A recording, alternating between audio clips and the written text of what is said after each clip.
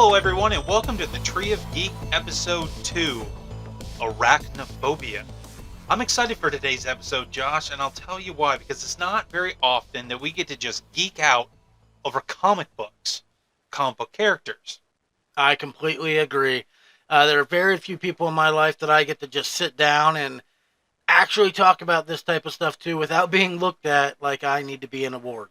Or looked at like, can you just get back to work, please? Yeah, that too. Today on our show, we'll be swinging around the world of Spider-Man to look at live-action movies from Garfield to Holland to Maguire, giving our personal opinions, and we're going to rate the movies. We're going to talk about what we liked about them. We're going to talk about what we don't like about them. We're going to talk about the casting. There will be spoilers. We're going to cover not only all the live-action Spider-Man movies, but we're also going to add in Venom. Both 1 and 2. Some people may not include them into a list. The most recent movie we're going to get to is 2021, so you've had 2 years to get to it. Right. So, as I've said in previous podcasts, and thanks for joining us on this podcast if you listen to previous ones, thanks for continuing to climb that tree and heading out on another branch, the branch that has spiders covering it everywhere. So yeah, spoilers ahead. Now, we didn't include the amazing movies that would be known as Into the Spider-Verse and Across the Spider-Verse, the animated ones, even though there is some things that might link to these ones. We wanted to stick with the live-action, standalone Spider-Man movies, and I, myself, decided to tell Josh last minute, hey, A-Train's got an idea, let's probably throw the Venom one in there, and he agreed, yeah, let's throw both of them in there. And that being said, I do want to go and give a massive shout out to the 2 animated movies, Across the Spider-Verse, or Into the Spider-Verse and Across the Spider-Verse. Both of them are absolute works of art. The second one, in my opinion, blows the first one away. I know that's a bold statement, but the art style, the plot, the voice acting, everything about it just felt completely on par to me. And it is probably one of the best that I've ever seen. I'm going to say it's not on par. I'm going to say they shot an eagle. Okay, for all you golfers out there. Well, hey man, I'm a nerd. I'm a geek. I don't do golf. Yeah, you do. You know you do. Oh, okay, I don't. Okay, maybe you do. Maybe you don't. Mini golf. But the point is, these movies are so fantastic. I felt it was unfair to put them in with the live action movies because there's stuff that they can do with this animation that you just simply can't do on screen. And you'll see in some of our likes and dislikes in these rankings, they've tried to do some of these things, and it just doesn't work. So, with that being said, we're going to do like we normally do here. We're going to roll a d20 to see who goes first. So, what's going to happen is we'll roll it. We're going to find out who wins. The first person to go is going to say, hey, this was my lowest ranked one. You're going to give the number, and you're going to spout off everything about that movie. Give a synopsis, what you like, dislike, yada, yada, yada. And then you will defer to the other person so they can give their lowest ranking and so on and so forth. Understand the rules and what's going on here, Josh? Yeah, easy. All right, well, go ahead and roll that beautiful die, and I'll take a shot as well. A 16. A 16. Didn't I roll a 16 in the last episode, first off? You did, and I rolled a 14, so let's see if you get the same. Okay, let's see. Well, we got... Can I add the 1 to the other side of that? Is it a 4? Yeah, I mean, I still want to... So Josh gets to go first.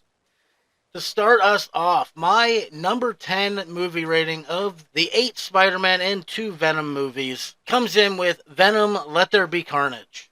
Venom Let There Be Carnage is a 2021 superhero film featuring an anti-hero. So the basic synopsis of Venom Let There Be Carnage. Eddie Brock and Venom are now buddies.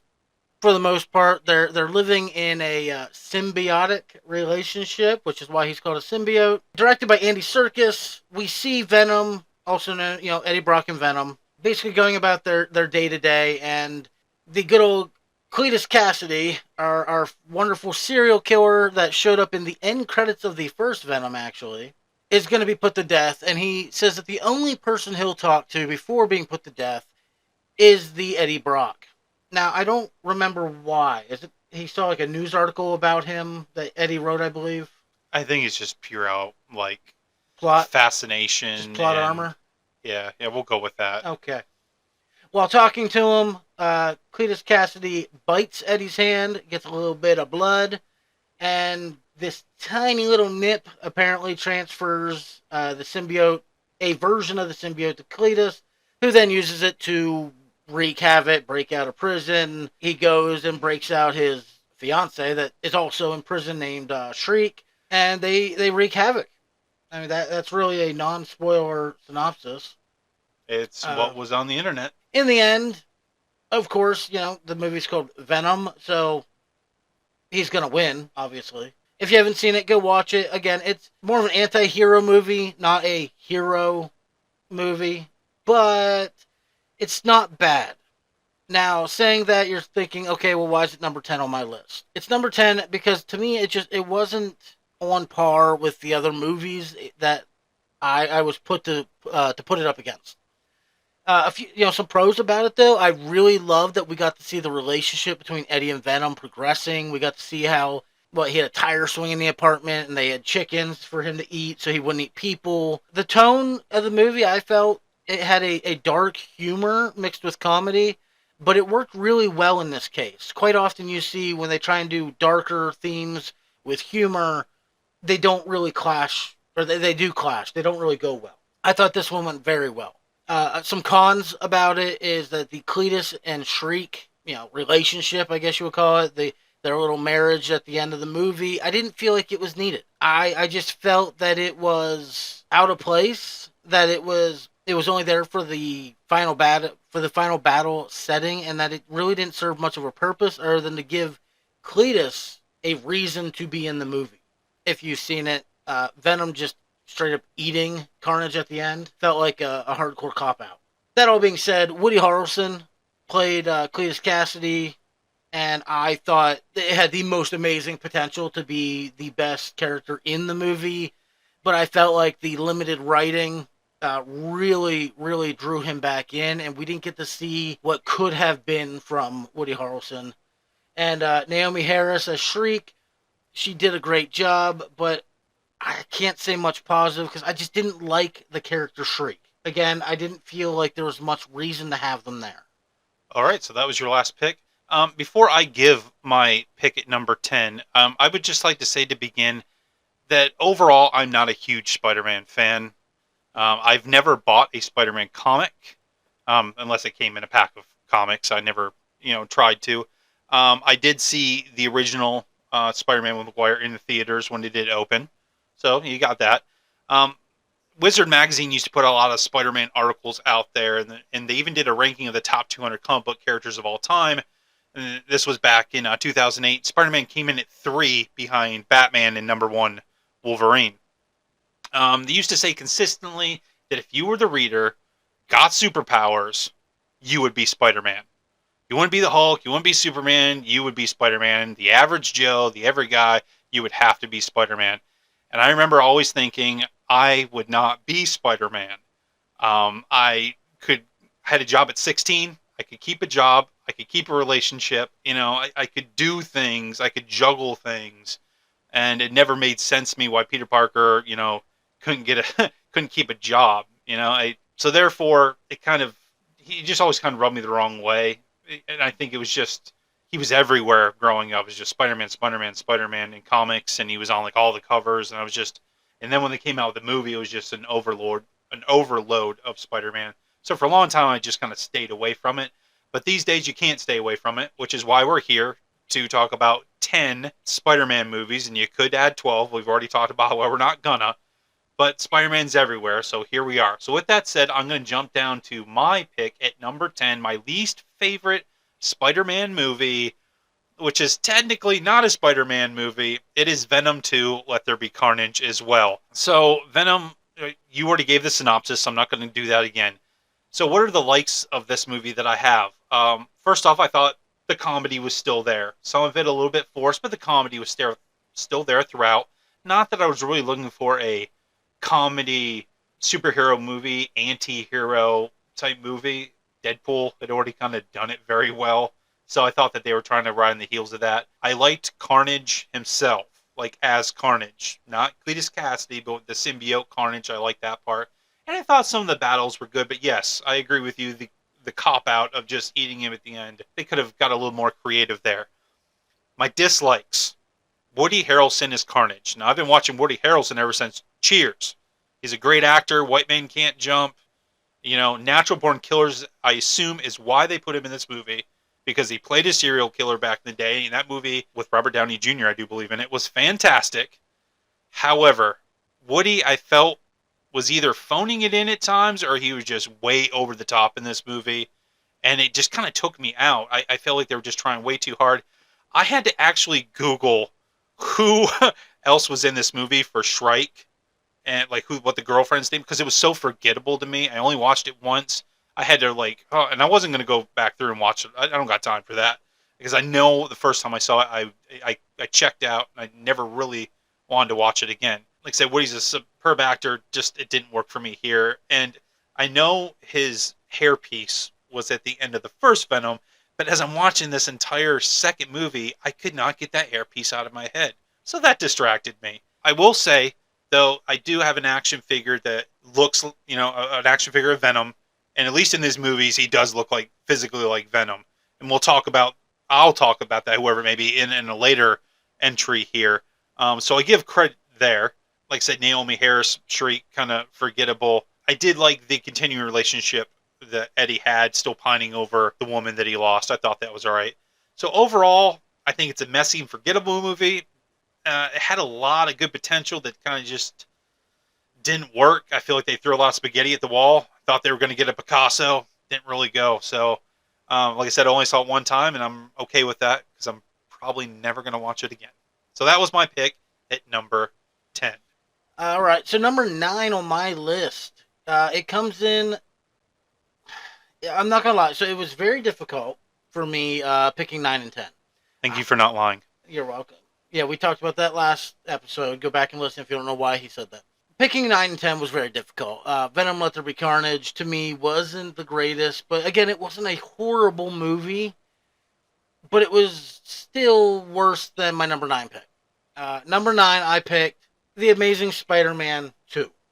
So, The Amazing Spider-Man 2, we see the return of Andrew Garfield as Spider-Man facing the new, very interesting costume design foes of Electro, played by Jamie Foxx, and Green Goblin, played by Dane DeHaan. I believe that's right. Okay. The film dives more into Peter's relationship with Gwen Stacy, played by Emma Stone, and it sets up further plot developments. Long story short, I don't remember a ton about the movie because it was a very cookie-cutter, forgettable movie to me. The biggest thing for me was Andrew Garfield's performance of Spider-Man continues to be, in my opinion, one of the best. His wit and charisma as the character really brought life to Spider-Man. On the opposite side of that, I didn't like him as Peter Parker. I know that's going to get some hate. Shots fired. I know it's going to get hate. But looking at him, he felt like too much of I guess you could say, a pretty boy. Those comments are going to fill up. Like in my high school, he would have been a popular kid looking at him. Like he skateboarded. He was, he's smart. Like he would have been a popular kid. He's not classic, smart but nerdy, but not really liked Peter Parker to me. Another thing I loved though was Electro. Not the character, but the actual visual effects they did on his character. Like the skin glowing underneath and the way they showed his electrical powers. It was a very unique take, in my opinion. The CGI. Yes. The CGI I felt was very well done for him. It also, I love how the movie went deeper into the relationships between Peter Parker and Gwen Stacy. They brought Harry Osborn into it, and they really made some emotional moments there, like kind of building up the power of friendship, I guess you could say. And I feel like the film really started to lay the groundwork for a world-building experiment, I guess, in trying to expand that Spider-Man cinematic universe. Because keep in mind, 2014, I think Iron Man was like 05 or something like that. Like the idea of a cinematic universe was still very fresh. And the idea of like trying to set things up like that, like bringing Oscorp into it. And I believe this is the movie that like they showed the Vulture's wings in the one curio case or whatever. Maybe that was a spoiler at the end of the first, or not spoiler, end credit scene at the end of the first Amazing Spider-Man. But they tried to set up this whole multi-faceted universe. It had so much potential, but Obviously, it never played out. A big problem I had with it was the same problem that I feel Spider-Man 3 ended up having, was that the movie struggled to balance too many storylines. They tried to put too many characters into it. They tried to juggle it around, and in my opinion, it led to severely underdeveloped characters. Great example, you see the Rhino, I think, at the very beginning and the very end. We know nothing about him. No one cares about him You know that he is Russian. except that he's in a giant metal rhino. While it was incredibly visually impressive to me, I just felt that the Electro character felt very rushed and nobody actually cared. I'm sorry, Max Dillon. No one will remember your name. Max Dillon is the name of Jamie Foxx's Electro, in case you didn't know that. Another thing, they introduced too many plot threads, like hinting at the Sinister Six. They hinted at a deeper Green Goblin story. They hinted at, more Peter and Gwen romance, Gwen's father's ghost coming back. I mean, they played around with too many storylines and they didn't tie them up. Now, granted, they wanted to have a Amazing Spider-Man 3. That never happened. But if you're going to try and do that much, you got to at least tie up some of the loose ends by the end of the movie. Another issue I had, Peter's parents, they kind of made it out like they were up to something. If I remember correctly, I think there's deleted scenes, something along those lines, that his father is still alive. Like, he didn't die in the plane crash. He admits to, I guess, experimenting on Peter. He realizes that he's really D.B. Cooper. That's Loki. But I hated that. Like, you can't take your classic hero whose parents were never in the picture. It was always Uncle Ben and Aunt May. And turn around and be like, oh, by the way, your parents are, dicks. I didn't like that at all. The casting, like I said, Dane DeHaan as Harry Osborn, incredibly unmemorable to me. Green Goblin looked like something out of a B-list zombie movie. Jamie Foxx, as much as I love him as an actor, I did not like Electro. Maybe someone else would have done better. I just didn't like it at all, to be blunt. The one thing that I absolutely loved about this movie, and it's the one thing most people hated, was the death of Gwen Stacy. I hated to see her go, but it was meant to be a insanely emotional moment in the comics. And they did a great job in the movie of faking out viewers into thinking, oh, maybe he just saved her at the very last second. And then you find out in actuality, he killed her. Well, he didn't kill her. He just didn't succeed at saving her. And on that, I actually went to YouTube. I looked up that scene because I wanted to fully refresh myself. It will always be one of my favorite visual effects in a movie, and I forgot all about it. I'm so ashamed. When he shoots his web to save her, the tip of the web forms a little hand reaching out for her. And to me, it's like cinematic visual gold. I don't know how you can get much better Very nice than that. touch. That's my take on The Amazing Spider-Man 2 in slot number 9. From the look I received, I have a feeling I know what slot number 9 is for H-Train. Well, let's see if you do. Okay. Well, spoilers, it's not The Amazing Spider-Man 2. Oh. It is not. No, I was looking at you because you were saying some things that I'll get into later. I was like, did he just steal my Word document and steal some of my phrases and some of my likes and dislikes? But, we'll get into that because right now I need to talk about my number 9, and that is Spider-Man 3. Directed by Sam Raimi, this installment sees Peter Parker dealing with the black symbiote suit and amplifies his aggression and his dance moves. He faces multiple villains, including Sandman, played by Thomas Hayden Church, and Venom, Topher Grace, from that 70s show, while also dealing with personal conflicts. So, yeah, there's your synopsis, which is very watered down because I feel like this movie is kind of all over the place and trying to do too many things, which you'll find a pattern in some of these lower entries of our rankings that they try to do a little bit too much. But let's talk about the things I did like about the movie. I did like the attempt to bring Venom in. Now, I understand sometimes writers and directors, they want to take those big swings. They want to be doing something that's memorable. So I enjoyed the swing, but they struck out.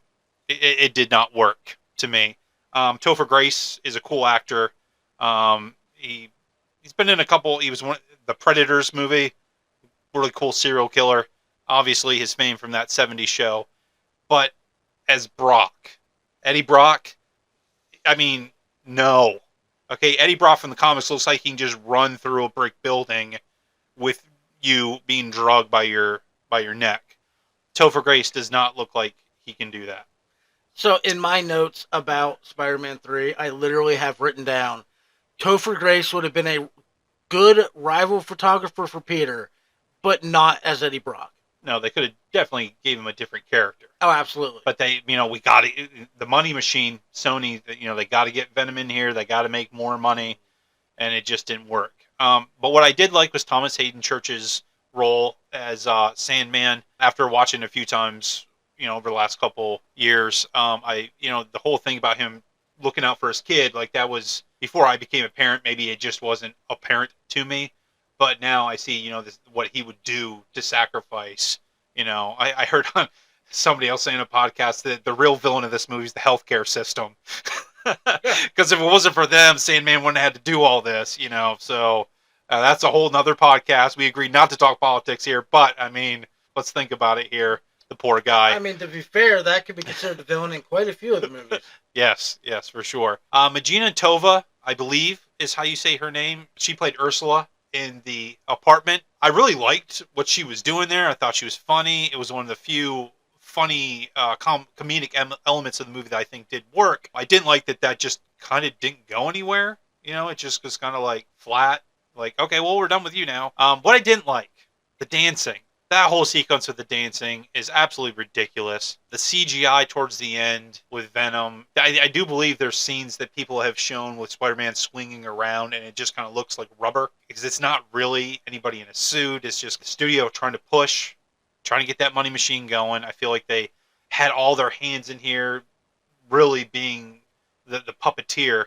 And there's a very long line of movies of Sony just not letting the director and the actors and the producers just doing what they need to do. You hired them for a reason. Let them do their job. Casting choices. Tobey Maguire, at this point in the movie, or the series, I think he gets like super annoying to me. He does get to redeem some of those qualities in a later entry, but for this one, it just didn't land. I already talked about the Topher Grace thing that irritated me. Kirsten Dunst never landed as MJ for me, and she certainly doesn't in this movie either. In fact, I think she's kind of cold and mean to Peter in this movie. Not that he really doesn't deserve it, because he is kind of a dick in this movie, but, I'm pretty sure that's because her acting career fell flat on its face. Yeah, I don't know. All right, and I think she was in The Virgin Suicides. That was an alright movie, if she was the one that was in there. Well, I meant her acting career as MJ. Oh, yeah. I give it. Yeah, okay. It's so late. I must be slow on the draw. Overall, what I do appreciate, like I said, is the overall swings. It's a mess of a movie that I blame on studio interference. It does get better from here. I'm glad that was the final entry. I would be curious if Sam Raimi ever did get another shot.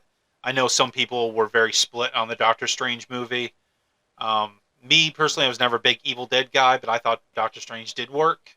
Some people thought maybe he tried to bring too many evil elements into this one, or dark elements, but I don't know. We'll see if he ever gets a shot again, but yeah. So that's my pick at number 9, Spider-Man 3. And your number 8 pick, Josh, is Spider-Man 3. Let's talk about it. Should I read the synopsis? Well, somebody just turned off their click. No, we're done. So, Spider-Man 3, I did like it as a movie, but I didn't like it as a movie in that trilogy, if that makes sense. The action sequences, the visual effects, like everything, especially in 2007, they were great. The big climatic battle at the end with Sandman, Venom, and New Goblin, Hobgoblin, Harry's Green Goblin, whatever you want to call them. The choreography and stuff for it was great. I loved it. The way everything bounced around. But the problem was, like you said, there was too many cooks in the kitchen. I understand they need to raise the stakes every time. This is the third movie. We got to really get in there. They're trying to set up the Sinister Six. Rumor was there was going to be a Spider-Man 4. Seems to be a theme, this Sinister Six deal. Oh, yeah. Which I did hear rumors that after a recent Spider-Man movie, that they might be looking at rebooting a Spider-Man 4 and a Amazing Spider-Man 3. I did hear this as well. I hope it's true. I hope they can redeem it. That'd be great. But we'll see next year when the writer's strike ends and we can get real news. 2028, people. Figure it out, guys. Figure it out. So to me, the film it really provides improved visual effects and cinematography from the other ones. It really enhanced the overall visual appeal. Is what I'm trying to say. The inclusion of Sandman and Venom introduced new, completely different villains into the series, but it added again too much to that antagonist lineup for one movie. I mean, the movie overall was 2 hours and 13 minutes. And I just felt that there was way too much going on for a movie that's that short. I forgot it was that long. Maybe it's because I kind of fall asleep when it's on. The film's score, composed by Christopher Young, I felt is one of the best, in my opinions. Like, as far as building the atmosphere and building emotion at the right times. It was just a very well done score to go with a very mediocre movie. As I said, I really felt that having that many villains in a single movie was it was overwhelming and at the same time underwhelming to the viewers. A great example of it being underdeveloped and rushed was the transformation of Eddie Brock into Venom. He goes from a photographer who takes pictures for a newspaper to a more than happy to become a murderer, symbiote wielding psychopath in a matter of a 5-minute sequence in the movie in a church. Yeah, it doesn't take him long to change his mind. Right. I mean, but what can he say? He likes being bad.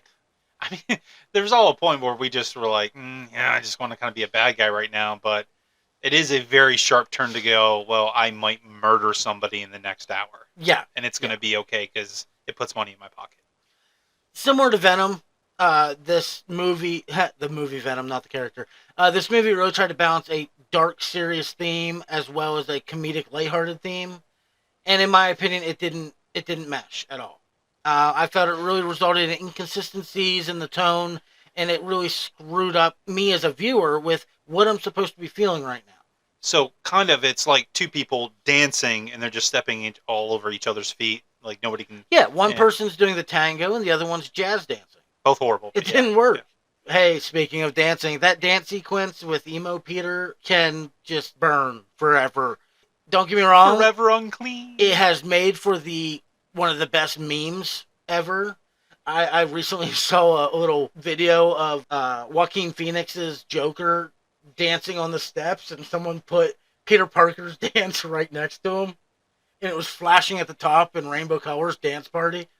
See, if I had the Star Trek holodeck, I would totally make a movie of that too. I mean, maybe Tobey Maguire will be in the next Joker movie. Maybe he'll cameo somewhere and help cut up a rug.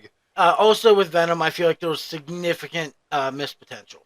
Venom is a beast, not a scrawny little dude. I mean, yes, there was the black Spider-Man suit, but that's very tight fitting. It was different. Yeah. Despite being one of the most recognizable villains in the entire Spider-Man franchise, in Spider-Man 3, Venom received a whopping how many minutes during the entire 2 hours and 13-minute movie? Oh, I'm going to guesstimate with 13 minutes. 7. Ooh, wow. 7 minutes of actual on-screen time. That, to me, and is how long was that dance sequence? Probably 7. Because that was pretty long. Oh, no. You mean, he was in the night. Well, he was in that club, and he's dancing on the street. I mean, there's all, like, she's feeding him cookies or whatever it is. Yeah. Oh, yeah, I'll take some of those. Like, that was pretty long with Ursula, that whole entire... Yeah, it was rough. It was bad. As you said, though, I mean, it's not all bad. Thomas Hayden Church's portrayal of the Sandman was amazing. Especially rewatching it now as a father, I completely understand his motivation. It's one of those villain backstories. He didn't choose the Sand Life. The Sand Life chose him. He fell into that, remember? Yeah, I remember. His character really, it pulls empathy. Like, you feel genuinely bad for the dude. I just realized that as you were talking here, because I was like, where else have I seen him? And I remember Wings, he was on. And I also remember that, I think his name's Tim Daly from Wings, did the voice of Superman in some animated stuff. So, 2 members of Wings flying into comic book movies. That's my recap of Spider-Man 3. I feel we're pretty on the same page on that one. Like, it was a good movie, but it really missed the mark as far as being the end of a trilogy. Yeah, I want to be clear that some of these movies at the bottom aren't like the worst movies ever, though I probably will never watch Carnage again. But Spider-Man 3, I don't think is like the worst comic book movie ever made by far. I just felt like there was a lot of broken ankles as they were falling over each other trying to make that movie. Yeah. Yeah. Wow. Yeah. When I just want to point out before I continue, when I say, "Come on, guys, figure it out," I have a lot of empathy and a lot of care for all the actors and all the writers, all the people behind the cameras, behind that are help holding up these studios. I understand that you guys are being used and abused out there. A lot of the artists, they're doing. We go watch an Avengers movie, you're like, wow, that sequence was so amazing. Like, it just popped off the screen. Those people deserve what they're asking for. So when I say, come on, guys, figure it out, I'm kind of, I'm not being some angry fanboy. We appreciate what you do here at the Tree of Geek, and we do support you. Oh, absolutely. And that gives the same for when people look at like Ant-Man and say, oh, some of that CGI was pretty rough. Well, that's because those people are in limited supply and they're being pulled in every direction. They have deadlines. They're being told to do the impossible, and they're putting out these movies that a lot of people will just bash left and right, but it's not their fault. It's that money. It's that money machine. And I don't know about you, but I would rather wait for an extra 6 months for a quality movie to be put out than for them to jam another poorly done, for whatever reason, comic book movie. Like, I want some quality. So let's give these guys a couple extra minutes to do what you paid them to do. Absolutely. And pay them properly. Absolutely. My number 8 movie is already been talked about. It is The Amazing Spider-Man 2. So not at the bottom of my list. I did shuffle around a little bit, but, it's still towards the latter end. I already gave the synopsis of all that. Andrew Garfield is one of my likes in this. I know that you had some issues with him. I thought he was a good Peter. And yeah, maybe he wouldn't have been bullied or picked on as much as some of the other Peter Parkers in the series. But as my experience, you're not always like super. Like, some people are super picked on, but there's a depiction in movies where kids are always given swirlies and are jammed in lockers and are being pushed constantly. I see so many shows, these new teen shows, where people just walk down the hallway and they just slam into another kid, and that kid just takes it and kind of looks the other way. That's not really how people react. I feel like this guy was an outsider. He was awkward, but he could kind of stand up for himself a little bit. When I read the comics, I never got the impression that Peter Parker was like a complete wuss. I thought maybe he was a geek and got picked on, but But then again, I have not read a lot of Spider-Man comics. Now, not wuss, but what I was thinking more along the lines of was, and we'll get to it, a certain other actor who has played Spider-Man, in my opinion, came off as the perfect Peter Parker, as being this mild-mannered photographer. Andrew Garfield, he was just too outspoken for me. Like, I felt like he would be more, Peter Parker's more reserved. I don't know, I liked his quips. I thought he'd be the wisecracking guy. He might get hit, but he's going to get that one-liner off. I felt like he played that off. I thought the skateboarding stuff was cool. I did. I thought that he was a street guy, and just because you're a geek doesn't mean you just sit in a basement, you play in D&D, and you read comics, and you never talk to anybody. Now, that's one way to go, and maybe some of us are there or have been there. But then some of us are just, it's like a spectrum in a way, and he's not completely in the red. He's, somewhere in the middle, because he was extremely intelligent. They brought back that scientist Peter in the comic books. He could talk to Hank McCoy. He could talk to Hank Pym. A lot of Hanks out there. He could talk to Tony Stark. He would understand some of the things they're talking about. He was creative. He created the web shooters. I'm glad that they brought that back. He pursued a college career. He wanted to go into all these science-y type things. So that's what I appreciated that they did in the movie, that he tries to get there. Now, I guess that blends a little bit with the first Amazing Spider-Man, but there is some continuation there in the second one that I did like.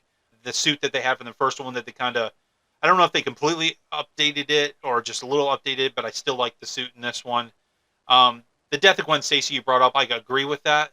The whole Easter egg that she dies, at, 125, I think is the issue that she actually dies in the comics, so the clock is at 125. I thought that was really good. The little hand, it's just those little nuances there. That's why, it might be towards the end of the list, but there's some cool things about this movie. But there's also things that aren't cool, like the portrayal of the Green Goblin. You're just going to spray paint his face and give him some fangs. He looks like a wolf boy. I don't know. Electro, the CGI was cool, but I remember seeing Batman Forever in the theater with Jim Carrey. And when I watched this movie, I thought there was a lot of similarities about the awkwardness, I mean, not exactly the same, but I think there was a real throwback to the old Jim Carrey, and I was like, why is this there? Speaking of why the hell is this there, what did they do to the Rhino? You got Paul Giamatti in this movie, Yeah. and you're just gonna pull him, you're just gonna throw him out. I know Jim Carrey. It's hot in these rhinos, so instead let's give Paul Giamatti some big robotic rhino suit. Let's make him with a Russian accent and. Like, he's just some gangster or something? I don't even remember what his whole beef was in the movie. It was stupid. I didn't like it. It irritated me. Like, Jamie Foxx is a good actor. I feel like they could have went out with somebody else with Electro. Dane DeHaan seems like a Timo version of Leonardo DiCaprio.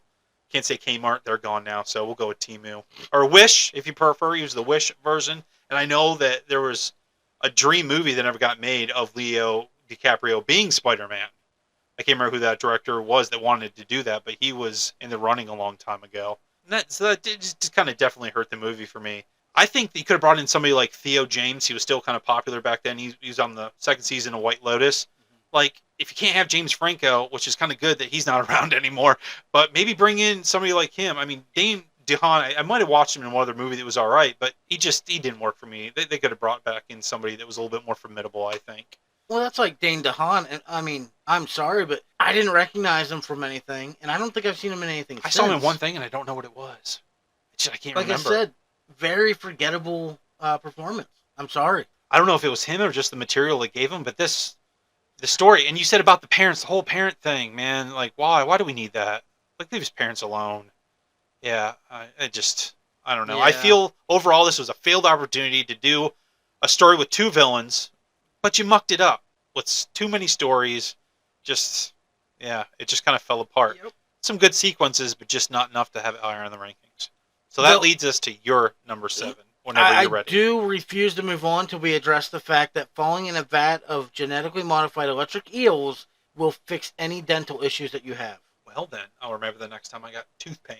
Do you not remember that? Very vaguely. When Jamie Foxx's character, he had this massive gap in his 2 front teeth. Okay. And when he fell in, they took the time to zoom in and CGI his teeth coming back together. Jamie Foxx is such a cool actor. I mean, he's been in a lot of really good movies. Very versatile. Yeah, he's just he exudes this coolness to him. So to try to make him this nerdy guy, this schlubby kind of obsessive, it didn't work. Great actor, just not the right stuff. But there is some later entries that some of these people do get some better chances. Some redemptions. Some redemptions, yeah. So moving on to number 7, I have Venom as my number 7 pick, 4th from the bottom. It is what you think it is. The movie is very simple. You follow Eddie Brock. Man, I've only ever seen it, I think, once. Do you want me to give you the synopsis? Go for it, because honestly, it didn't stick with me that well. The basic synopsis I got off the internet was Eddie Brock, played by Tom Hardy, a failed reporter, is bonded to an alien entity, one of the many symbiotes that have invaded Earth. But the being takes a liking to Earth and decides it's going to protect it. Or eat its head. Is that what it says? No, I put the head part. Oh, okay. So, yeah, that's Venom in a nutshell. I mean, the movie, obviously, it has your classic antagonist who also gets superpowered with his own symbiote eventually. I think its name was Riot, which is like the big bad one.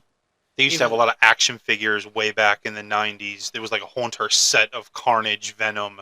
They had Riot and Shriek, and there was a yellow one and an orange one, and I don't know. I guess he was the bad guy. I don't know. Again, well, I mean, I say again, but this came before Venom Let There Be Carnage, but they took that dark, humorous approach, and it really set it apart from the traditional superhero movies at the time. This is back in 2018, so we're well into the MCU at this point. They really got away from the lighthearted, it's a superhero, and they went more into the, it's a super anti-hero who will murder cops and eat robbers and burglars. And Deadpool was 2 years before this, 2016. It was before it? Okay. Yeah. They definitely took a different approach. I mean, even Deadpool, it felt more upbeat when you think about it. Like, yes, it's a love story. Well, that is true. That is true. We'll have to cover that one day. Love stories. Oh, for sure. And I got a story about how I lost my job. Thank you, Deadpool. I really want to hear that. So that's on our bonus Patreon episode that we don't have set up yet. You can get it in 5 years. One day. The design of Venom's character in this movie, as we said for Let There Be Carnage and didn't say for Spider-Man 3, was significantly more comic book accurate than Sam Raimi's, which Spider-Man 3 was 11 years before Venom. So they really took their time with bringing this character back and doing him right. In my opinion, the story just wasn't completely there. But the good thing is that Venom offered, it was a self-contained story. It didn't require, knowledge of Spider-Man. It didn't require further knowledge of the MCU or Marvel in general, because it's Sony. It's not part of the MCU. It stands by itself very well. And it allowed for the possibility of exploring more of Venom's lore and introducing other symbiotes later down the line. I mean, if you've seen it, you saw. They have a lab full of them. They're trying to experiment, but that doesn't mean that's all of them. Obviously, there's more out in space. However, I did not like the antagonist, Carlton Drake, and his symbiote Riot. It felt like a generic, underdeveloped villain. And the best way I can describe it is he felt like your classic first movie villain. Completely agree. There's a lot of movies that fall into that trap. And they went with the classic trope of, I'm a corporate tyrant. I'm bad. And I just want more power. I'm money. And, oh, by the way, I now have the same powers as you. Fight me. Never saw that before. Yeah. Or will we ever again? Yeah. I was disappointed. The movie didn't have any references to Spider-Man. I mean, I know it's a standalone. It did great as a standalone. But there wasn't even a post-credit scene in that one that directly referenced Spider-Man in any way. I would have loved just to see that, even a tiny little nibble of... Just a little connective tissue somewhere. Hey, just one skin cell. Might do this type of thing. And the pacing to me felt very odd. Like the first half of the movie, getting used to the symbiote, it felt very well done. The second half is like, oh, by the way, guys, you have 25 minutes left, wrap up the movie. I didn't like it. Like when Michelle Williams' character Anne comes out as the female symbiote, I'm just like, oh, that's really convenient. I mean, it was very brief. It was very brief, easily forgettable. And on that note, I thought the whole character of Anne Wang, she's a love interest, it was very two-dimensional. Like, there wasn't nearly enough character development outside of, oh, that must be his ex-girlfriend, ex-wife, whatever. I couldn't get invested in her at all. I mean, I like her as an actress, but I didn't like her in this role. Tom Hardy's performance as Eddie Brock was, in my opinion, fantastic. He brings that, like, intensity from all of his military movies. Like, he knows how to really turn on that, like, dire mood, dynamic Eddie. No, I agree. His intensity. Yeah. There's something about him. Like, he could just bring that character to life for me very easily. I got a few things to say on that. Okay. It's my turn. Yeah. Riz Ahmed, he's the one who played the villain, Carlton Drake. I thought he was a great choice as far as his acting abilities. Like, he was a good actor. I just don't think he was right for this role. Now, I know going comic book to movie, you're going to get this, but he didn't look the part at all to me. I have no idea what he looks like in the comics. In the comics, Carlton Drake, I believe he was like a bald white dude with glasses, and this was a full head of hair, attractive young man. He could have been a model. He had no reason to decide to kill people. But yeah, he just felt like he was there because they needed a bad guy. Number 7 on my list. Well, similar thoughts, because it's the same exact movie, the first Venom, though a couple different takes on what you said. We'll start off with the things I liked about it, which would be physicality of Venom on the screen, and the fact that they had a guy who turns into Venom in Tom Hardy that looks like... Now, he wasn't Bane in this one, but he also wasn't as skinny as when he played Captain Picard in Star Trek. I completely forgot that Tom Hardy was Bane because he always has a mask on. I completely forgot about that. How could you forget something? Well, and, I mean, he's like 3 times the size. He jacks up like hardcore. He's a pretty big guy. Yeah. I can't believe I forgot that. A little Star Trek thing to throw out there to you, because I'm just going to do this for those ready for you in the future. If I see a Star Trek connection somewhere, I'm going to throw it out. So obviously, I'm just going to tell you, Tom Hardy plays a young clone of Captain Picard in one of the Star Trek movies. Chris Pine plays Captain Kirk in the newer Star Trek movies. Now, there is a movie with Reese Witherspoon where they're both agents, like CIA agents, fighting over her. So there's a movie where Captain Kirk and Captain Picard are fighting over Reese Witherspoon. And when I saw that movie, I was like, what? Because I think I saw it after the new the J.J. Abrams Star Treks came out, and I was like, wow, this is just awesome. So, yes, the physicality of Tom Hardy, the erraticness, the manicness of him when he's finally like coming to terms with being stuck with the symbiote, and the lobster scene that Tom Hardy improvised on the set was just, to me, comedic gold. Oh, that was improvised? Yeah, that was not supposed. Like I think he was supposed to do and- something with it, but the rest of it, of him jumping in, that was, as far as I understand it, or where I read that Tom Hardy was like just doing his thing. He just brings I don't want to say craziness to him, because he kind of knows what he's doing. He's just, it feels like he always has a headache. He's always sweaty. Like he's just about to explode all the time. And he really, I mean, he's a good actor. I don't know if you've ever seen Peaky Blinders, but man, he's a good in that show too. And I feel like he's taken so many bits and pieces from these different roles that he's been in.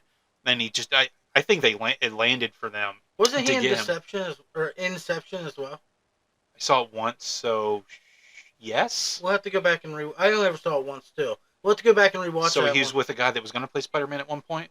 Yes. Oh, I mean, there you go. And Robin. What, Robin too? Joseph Gordon-Levitt? Oh, yes. But was he Robin? No. We'll never know. Yeah, we'll never know. Now, the relationship between Eddie and Anne, I did buy it. I really did. Really? I bought the chemistry. I did. I thought it wasn't two-dimensional.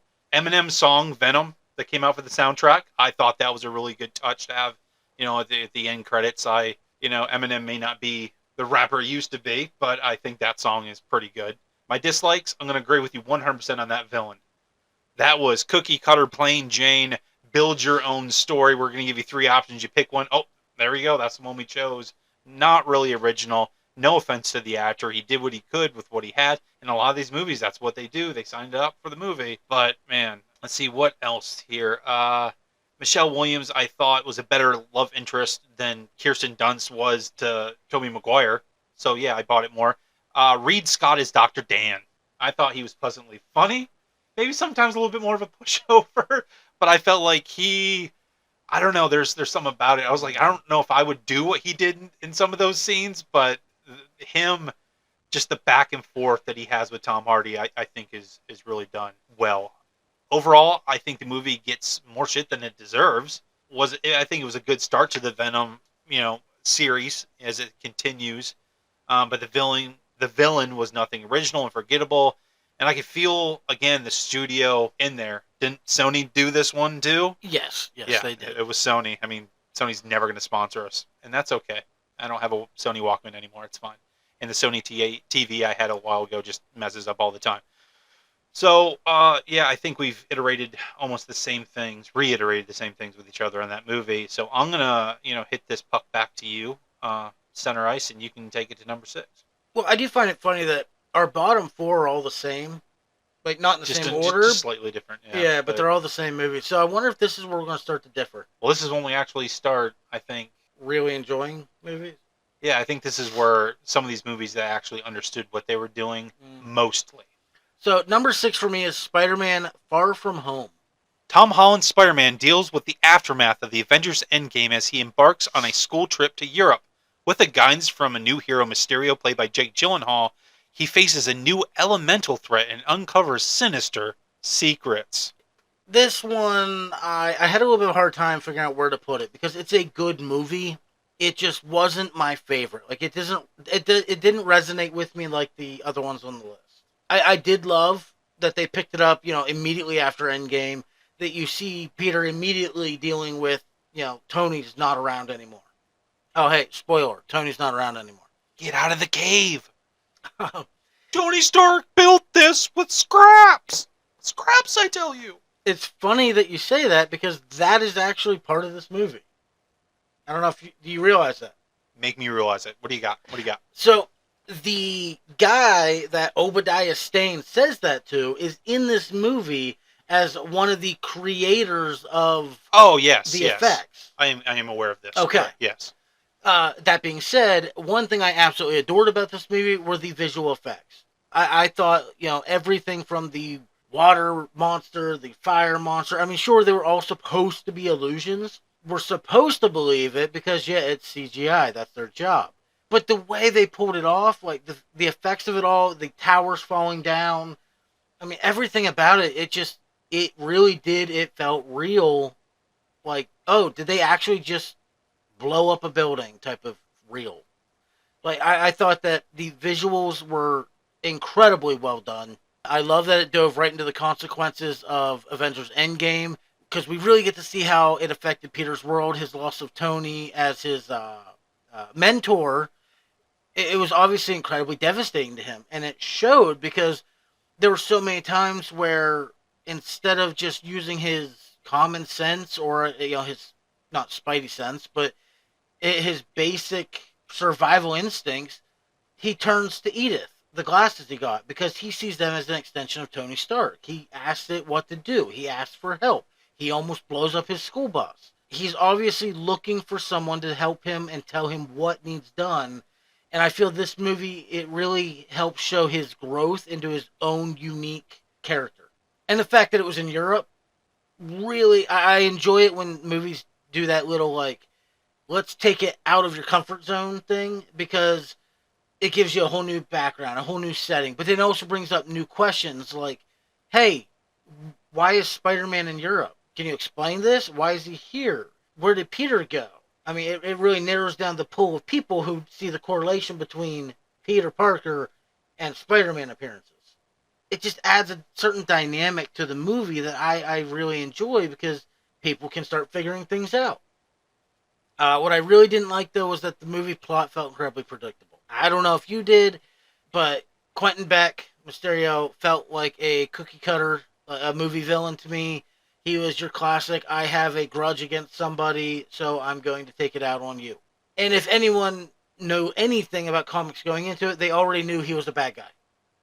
Like, there was no question about it. They already knew that he was going to be the villain, not this other universal helping hand. And I was also a little upset that Ned and MJ didn't really get as much screen time. I felt like they could have been really more utilized, and instead they felt like background characters for most of the movie. That being said, Tom Holland, I mean, this is the first movie we jumped on that has him as the main Spider-Man.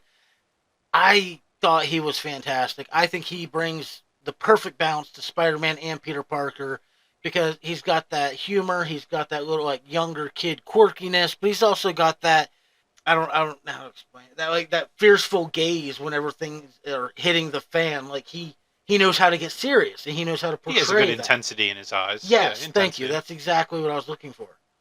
I mean, I also feel that this movie showed his growth not only as Peter Parker, but as Spider-Man. I mean, it showed him, learning to become his own and fill out his own suit, so to speak. Like, when he's designing his own new suit and not relying on Stark Tech. Well, it is Stark Tech, it's just not built by Stark.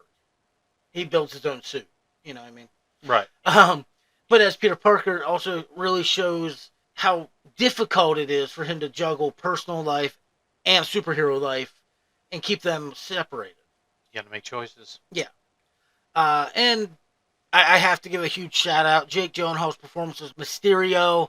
It was cheesy at times, but it was also meant to be, because he was literally acting. Not just Jake Gyllenhaal acting, Mysterio, Quentin Beck was acting. So they had to go over the top with it.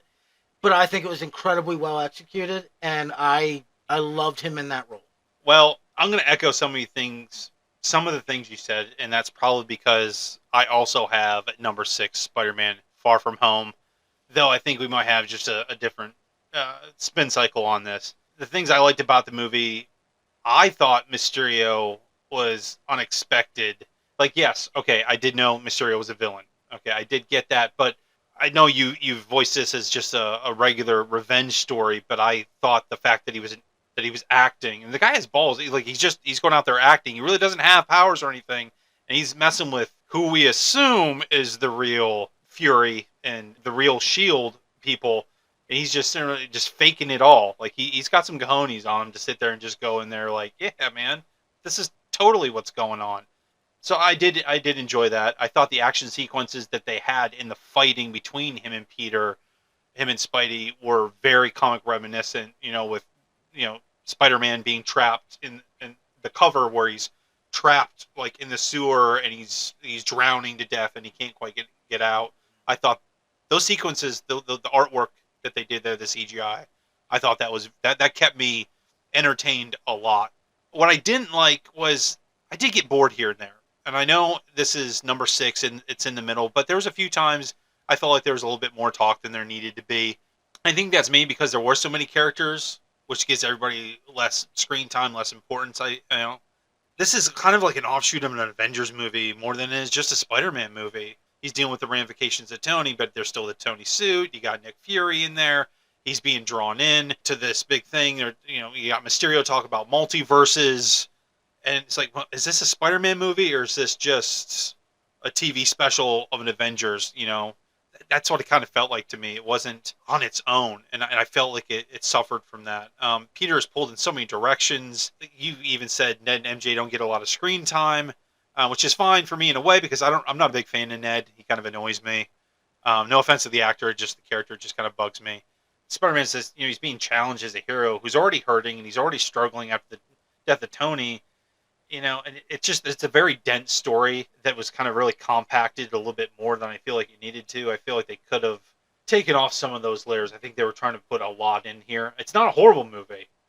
I think it's the lesser of the 3 Spider-Man movies. Sometimes even this movie, I feel like Peter just wasn't that important. There were so many other things going on. I know he's supposed to be the central and he does have a lot of screen time, but I feel like his importance just wasn't there. Maybe I'm just viewing it strange. I don't know. But as far as casting, Jake Gyllenhaal, I think, was fantastic. I mean, he's good in just about everything I've ever seen him in, and he did not mess around with this one. I don't think he phoned it in like some villain actors do. They get in there in a sequel, and they're like, oh, well, here's that movie check. Give me my money. But I feel like he was like, no, I'm going to be invested here. And I like the fact that this movie had ramifications for the future of the MCU and the future of the Spider-Man movies. So many movies we see that have sequels, they kind of forget about what happened in the movies before. They might quickly mention it. But this movie had some gravity to it. The whole thing, hey, he's Peter Parker Spider-Man. Everybody knows that now. I got the last laugh here. I got the last punch in. I think, if it wasn't for that, we wouldn't have got the next movie. There have been a lot of things that wouldn't have happened because of this movie. So you got to give it that credit, I believe. So overall, I think it's, like I said, the least favorite of my 3 movies. My 3 movies, as if I'm the one that curated them. But I think it's a middle-of-the-road movie. It loses direction from here to there. It does it's far away from home. You can't really figure out where to go. But it does have some good plot points. There is some good acting in it. And it's definitely 5 steps above some of the previous entries that I have on my ranking. So that is my overall take on number 6. Well, thanks everyone for listening. We greatly appreciate you lending your ears. Hopefully we'll see you again in the next episode. In the meantime, you can head over to our website, www.treeofgeek.com. You can listen to us on Apple, Spotify, Amazon, or any other place where you get your podcasts. And word of mouth works. Let your friends know what we're doing. We ranked number 10 through 6. Next time, we will be back with the rest of the rankings to see which Spider-Man climbs to the top. And we'll see you in 2 weeks.